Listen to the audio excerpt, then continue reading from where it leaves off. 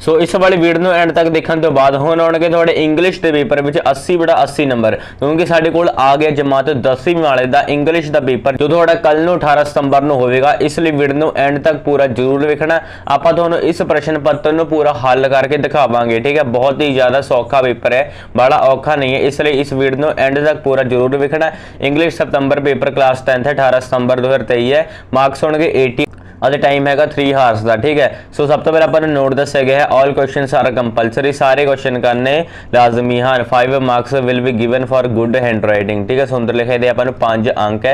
सब तो पहले अपन सैक्शन ए है जिस विच अपने को रीडिंग स्किल्स है।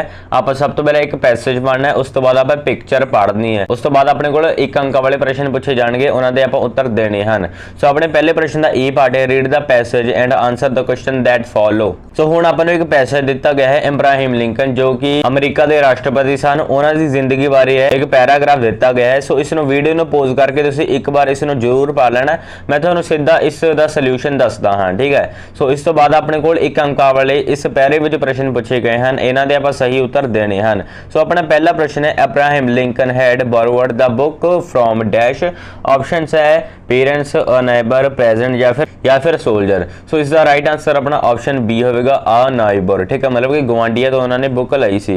सो इस तो बाद दूसरा प्रश्न है dash was the first president of America. America के पहले जो राष्ट्रपति से वो कौन सी? ऑप्शन है George Bush, Barack Obama, George Washington या अब्राहम लिंकन। सो इसका सही उत्तर अपना ऑप्शन सी है जॉर्ज वाशिंगटन, ठीक है, was the first president of America. इस तो बाद अपना तीसरा प्रश्न है where did Abraham put the book, ठीक है। जो अब्राहम ने बुक कितने रखी सी? ऑप्शन है on a book shelf, on his table, between the cracks in the locks या फिर ऑप्शन डी है none of the above. So इसका राइट आंसर अपना ऑप्शन सी होगा between the cracks in the logs. इस तो बाद अपना चौथा प्रश्न है Abraham worked for 3 days in the fields to earn his money to fill his expenses to pay the damage of the book. So यही अपना बिल्कुल सही उत्तर है, option C is the right answer है। सो इस तो बाद अपना 5वां प्रश्न है जिवें कि तुसीं देख सकते हो अब्राहम यूज्ड टू से my best dash is the man who will land me on a book I haven't read. So options है एनिमी, क्लासमेट, फ्रेंड या नेबर। सो इसका सही उत्तर अपना ऑप्शन सी होगा फ्रेंड, ठीक है, बेस्ट फ्रेंड इसका सही उत्तर है। सो ये अपना अनसीन पैसेज। इस तो बाद अपना पहले प्रश्न का पार्ट 2 है look at the following poster and answer the question that follow.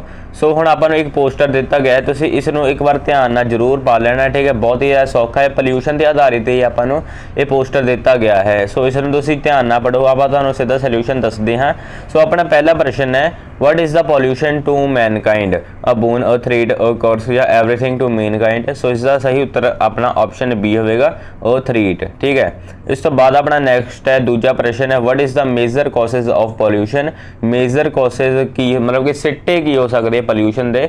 Option है deforestation, smoke and vehicles, waste and harmful material of factories या फिर ऑप्शन डी है all of the above. So इसका सही उत्तर अपना ऑप्शन डी होगा all of the above. So इस तो बाद अपना तीसरा प्रश्न है how can pollution be stopped, ठीक है। जो पोल्यूशन किवें रुक सकता है? ऑप्शन है by planting trees and plants, by reducing smoke and wastage, by using solar energy या ऑप्शन डी है ऑप्शन डी इज द बिल्कुल सही है ऑल ऑफ द अबव।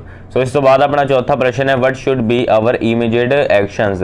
सो इतने अपन ऑप्शन दी गई है, इसका भी अपना सही उत्तर ऑप्शन डी होगा ऑल ऑफ द अबव।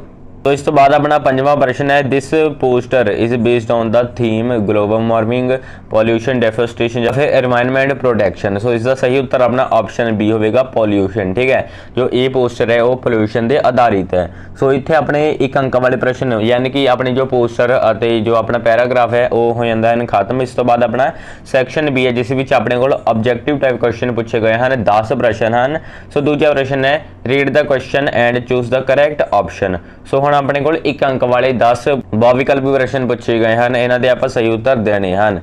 सो अपना पहला प्रश्न है who was the sent to bring the 2 most precious things from the city? The happy prince which है मेयर, गॉड, एंजल या फिर मैजिकल, ठीक है। सो इसका सही उत्तर अपना ऑप्शन सी होगा एंजल, ठीक है। जो रब ने 2 एंजलों भेजा ही सब तो कीमती चीज़ा लैन लई। इस तो बाद अपना अगला प्रश्न है दूजा machines give us more and more hours of dash. So option है हार्डवर्क, लीजर, लाइफ या फिर हेल्थ। सो इसका सही उत्तर अपना ऑप्शन बी होगा लीजर। सो इस तो बाद अपना तीजा प्रश्न है what did Jim buy for Della as Christmas gift watch chain jeans set of combs या फिर वॉच। ठीक है, तो जिम सी उन्हें डेला ਲਈ ਕੀ ਖਰੀਦਿਆ ਸੀ वॉच चेन जीन्स। सो इसका सही उत्तर अपना ऑप्शन सी होगा सैट ऑफ कॉम्स। ठीक है, कंघियां ਦਾ जो सैट खरीदਿਆ ਸੀ। सो इस तो बाद अपना अगला प्रश्न है चौथा है sir Pratap Singh friends was dash soldier. ठीक है, ये अपनी पोइम विच क्वेश्चन पूछा गया है। सो ऑप्शंस है an Indian an Chinese an English या फिर पाकिस्तानी। जो प्रताप सिंह के फ्रेंड सी वो कित्थे दे मतलब सोल्जर सी। सो इसका उत्तर अपना ऑप्शन सी है इंग्लिश। ठीक है, इंग्लैंड दे सी।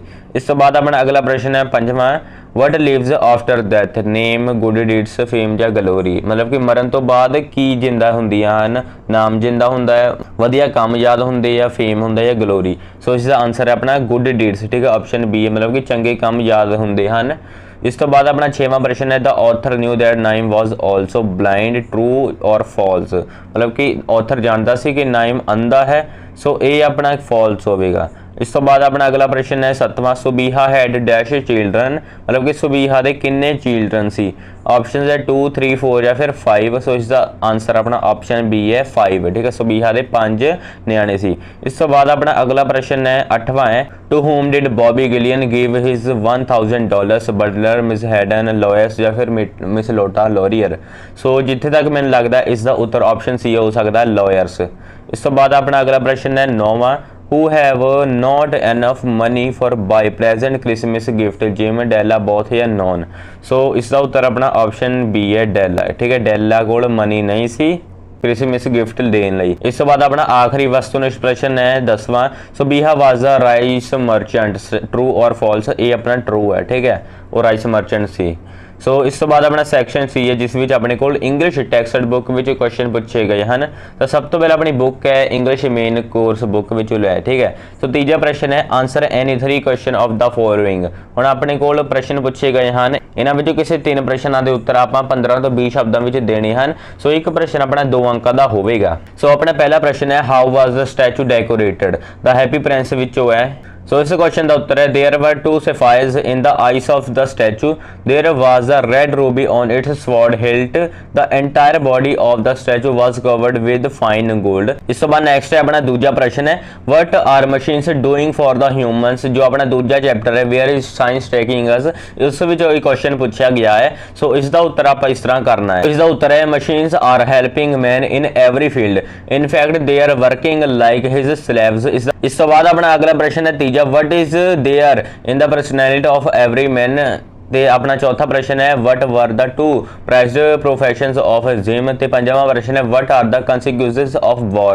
सो इस क्वेश्चन का उत्तर है war causes huge destruction of life and property, the traders hold all food and people have to starve। सो पंजाब में कोई 3 प्रश्न करने से आप 3 करा देते हैं। सो जिन्होंने विद्यार्थियों ने हाले तक वीडियो को लाइक नहीं किया फटाफट वीडियो को लाइक कर दो तो अपने YouTube channel all Indian education को सबसक्राइब कर दो। तो वीडियो थले एक काला सबसक्राइब बटन दिख रहा होगा, उस पर क्लिक करके चैनल को सबसक्राइब करना तो जो असीं तुहाडे बाकी पेपर की वीडियो जो अपलोड करिए तो तुहानूं नोटिफिकेशन सब तो पहला मिल सके, इसलिए चैनल को सबसक्राइब कर देना। जेकर तुहानूं कोई स्टडी मटीरियल चाहिए है तो सानूं कमेंट करके हुणे ही दस दो। सो इस तो बाद अपना अगला है इंग्लिश मेन कोर्स बुक जिस विच अपने कोल पोइट्री विचों लए गए हैं। सो चौथे का ए है answer any 2 of the following questions after reading the stanza. हुण आपां नूं स्टांजा दिता गया है जो प्रताप सिंह वाला आपां नूं पोइम है उस विचों है। ठीक है, सब तो पहला वट नीड इस तरह आपां नूं ये दिता गया है, तुसीं इस नूं पढ़ लो। इस दे थले अपने कोल प्रश्न पूछे गए हैं। सो अपना पहला प्रश्न सी name the poem and its poet. इसका अपना आंसर है जो पोइम है वो ballad of sir Pratap Singh ते पोइट है सर हैनरी न्यूबोल्ट। दूजा सी what was the need that Pratap Singh referred to। इसका आंसर है Pratap Singh refers to the need of a 4th person to carry beer। सो तीजा प्रश्न है what is the dead referred to in the last line। Answer है am bearing 4th dead। So stanza के प्रश्न उत्तर करने तो बाद हुण अपना अगला है ठीक है। Answer any one of the following questions. हुण अपने कोल प्रश्न पूछे गए हैं। सो पहला क्वेश्चन है अपना डेथ द लेवलर या फिर do the consequences team death of the dead. So इन्हां दोनों में कोई एक कारण है, आपां तुहानूं डेथ द लेवलर दा सेंट्रल आइडिया करा दिंदे हैं। सो इसका सेंट्रल आइडिया आप इस तरह करना है, death spares none it is a great leveller the high and low the rich and poor can not escape the icy hands of death there is not defence against death the only things that last forever are the just and noble deeds। So central idea करन तो बाद हुण अपना अगला है English literature book which अपने कोल जो supplementary reader book है उस विच अपने कोल क्वेश्चन पूछे गए हैं। सो पंजवां answer any two of the following questions into 25 to 30 words each. So हुण अपने कोल प्रश्न पूछे गए हैं, इन्हां विच किसी आपां दो प्रश्नां दे उत्तर देने हैं 25 ਤੋਂ 30 शब्दां विच। सो एक प्रश्न अपना 3 अंकां दा होवेगा। सो पहला प्रश्न है how did the author of bed number 29 loss his eye sight. So इस क्वेश्चन का उत्तर है the author met with the car accident in a busy street as a result of his accident he lost his eye sight. So अगला प्रश्न है अपना दूजा how did Subbiah die half a rupee worth which question पूछा गया है। इस question का उत्तर तुसीं इस तरह लिखना है Subbiah went to his secret garden for the rice. ठीक है, the rice bags fell on him and they death under them. ठीक है, इस तो बाद अपना तीजा प्रश्न है who else got the money and how much. So ये प्रश्न है। तो चौथा प्रश्न है why could Naim not get his treatment. ठीक है, इन्हां चारां चों दो करने सी, आपां तुहानूं दो प्रश्न के उत्तर करा दिते हैं। इस तो बाद अपना सैक्शन डी है जिस विच अपने को वोकैबलरी पूछी गई है। सो सब तो पहला अपना 6वां प्रश्न है डू एज डायरेक्टर। ठीक है, अपने को प्रश्न पूछे गए हैं। सो एक अंक वाले प्रश्न हैं। सो पहला प्रश्न है Lata is my dash friend dear friend या फिर बियर फ्रेंड। लता मेरी डैश फ्रेंड है, option is the C right है। ठीक है, डियर मतलब कि प्यारी फ्रेंड है। इस तो बाद दूसरा प्रश्न है the drowning man asked the for help again and again. So इसका आप मीनिंग चूज करना है ऑफ्टन लाउडली एट इंटरवल्स या फिर रिपीटेडली। इसका सही उत्तर ऑप्शन डी है। ठीक है, रिपीटेडली मतलब कि अगेन एंड अगेन ये रिपीट होता है। इस तो बाद अपना अगला प्रश्न है तीजा है a piece of machinery used for mathematical calculation. Option है कैलियोग्राफी कैटलगो कैलकुलेटर या फिर केमेट्री। सो इसका राइट आंसर ऑप्शन बी है कैलकुलेटर। इस तो बाद नेक्स्ट है अपना चौथा प्रश्न है choose the correct sentence Gita bought 2 dozens mangoes. Gita bought 2 dozen mangoes. इस तरह अपन एक सेंटेंस दिते गए हैं 4, इन्हां जो सही सेंटेंस है वो तुसीं चुनना है। ठीक है, इसनूं तुसीं खुद चुन के देखो, एक बार प्रैक्टिस करो। सो 7वां प्रश्न है अपना ग्रामर एंड कंपोजिशन। सो ये अपने 32 अंक की ग्रामर है। ठीक है, 7वें का ए पार्ट है choose the correct translation of given sentences from English to Punjabi any 3। So आप इंग्लिश टू पंजाबी विच एनी 3 आप चूज करने। सो अपनी पहली ट्रांसलेशन है the pull down the statue of the happy Prince. उन्होंने हैप्पी प्रिंस के बुत नूं हेठा डेग दिता, उसने हैप्पी प्रिंस के बुतां नूं हेठा डेग दिता। सो इसका सही उत्तर अपना ऑप्शन ए होगा, उन्होंने हैप्पी प्रिंस के बुत नूं हेठ डेग दिता। सो इस बाद अपना अगला प्रश्न है दूजा where is science taking us. विज्ञान मैनू कित्थे लैके जा रहा है, विज्ञान सानू कित्थे लैके जा रहा है, विज्ञान कित्थे लैके जा रहा है या फिर विज्ञान सानू कित्थे लैके जा रहा है। सो इसका सही उत्तर अपना ऑप्शन बी होगा, विज्ञान सानू कित्थे लैके जा रहा है। वैसे तो ये अपना चौथे का भी बनता है बट इस भी क्वेश्चन मार्क नहीं पाया, इसलिए ऑप्शन बी इसका करैक्ट आंसर होगा। इस तो बाद अपना तीजा है I wanted to get out of there. मैं उतों निकलना चाहता हाँ, मैं उतों निकलना मैं निकल गया सी, मैं उतों निकलना सी, मैं उतों निकलना चाहता सी। ऑप्शन डी है, मैं उतों निकलना चाहता सी, इसका सही आंसर है। सो चौथा प्रश्न है will you buy my hair. की तुसी मेरे वाल खरीदना चाहोगे, की तुसी मेरे वाल खरीदोगे, तुसी मेरे वाल खरीदोगे या की तुसी मेरे वाल खरीदे सी। इसका सही उत्तर भी अपना ऑप्शन बी है, की तुसी मेरे वाल खरीदोगे, will you buy my hair. So इस तो बाद अपना अगला है 5वां प्रश्न है हाउ हंगरी वी आर। असी किन्ने भुखे हाँ, तुसी किन्ने भुखे सी, असी किन्ने इन्ने भुखे हाँ, तुसी इन्ने भुखे सी। सो इसका सही उत्तर अपना ऑप्शन ए होगा, असी किन्ने भुखे हाँ। So English to Punjabi translation तो बाद हुण अपना पार्ट बी है जिस विच आपां पंजाबी टू इंग्लिश एनी 3 करने हैं। सो अपना पहला है मैं ये सवाल हल कर सकता हाँ, I could solve this sum, I can solve this sum, I must solve this sum या फिर आई मे सॉल्व दिस सम। सो इसका सही उत्तर अपना ऑप्शन बी है, आई कैन सॉल्व दिस सम, मैं ये सवाल हल कर सकता हाँ। इस तो बाद अपना दूजा प्रश्न है मैं उदों तक सड़क पार कर चुका होवांगा।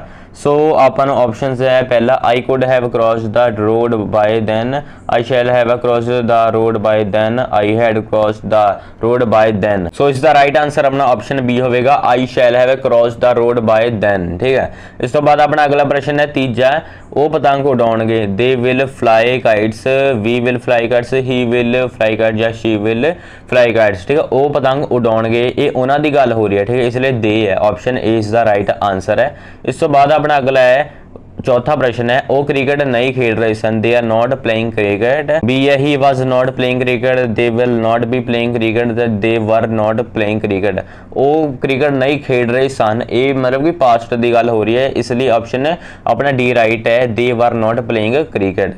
सो इस तो बाद अपना अगला प्रश्न है पंजवा है, मैं कल अपने दोस्त दे घर गया, yesterday I went to my friends house, yesterday we went, option अपना yesterday I went to my friends house. तो इसका सही उत्तर अपना ऑप्शन ए होगा, yesterday I went to my friends house. ठीक है, ए इसका करेक्ट आंसर है। सो इस तो बाद अपना 8वां डू एज डायरेक्टेड, अपने 10 अंक के पूछे गए हैं। सो अपना पहला है, it was dash pleasant afternoon, dash birds were chirping in the garden, filling the blank. So जिथे तक मैनू लगता है इसका आंसर है ऑप्शन बी होगा ए ते द। ठीक है, it was a pleasant afternoon, the birds were chirping in the garden। ठीक है, इस तो बाद अपना दूसरा प्रश्न है, you dash go out of a walk everybody, option है must, should, would या फिर may। सो अपने दूसरे प्रश्न का उत्तर होगा should, option B is the correct answer है।